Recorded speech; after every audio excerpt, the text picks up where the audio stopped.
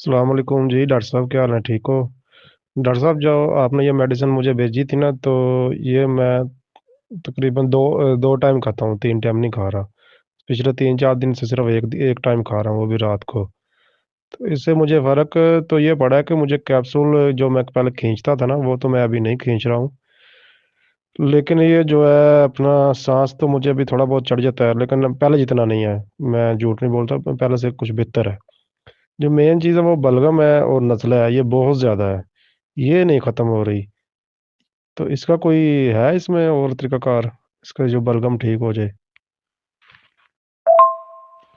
مطلب یہ ہے کہ جو میں پہلے میڈیسن کھا رہا تھا نا، جو آپ کے بول رہے ہیں کہ وہ انگریزی دوائی اسٹیرائڈ ہے، اس کے ساتھ میری بلغم نہیں آتی تھی، لیکن میرا سینہ جام رہتا تھا۔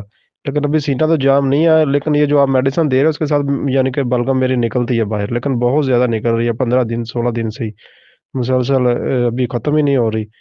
تو میں یہ پوچھ رہا تھا کہ اس کا کوئی یہی طریقہ علاج ہے، یا یہ بلغم کا کوئی مسئلہ ہے میرے ساتھ، اور نزلہ بھی ہے بہت زیادہ؟ وعلیکم السلام ورحمۃ اللہ وبرکاتہ۔ جی عامر بھائی، اللہ پاک نے کرم کیا، کافی اللہ پاک نے آپ کو شفا دی ہے اور 15 دن میں کافی آپ بہتر ہوا ہے۔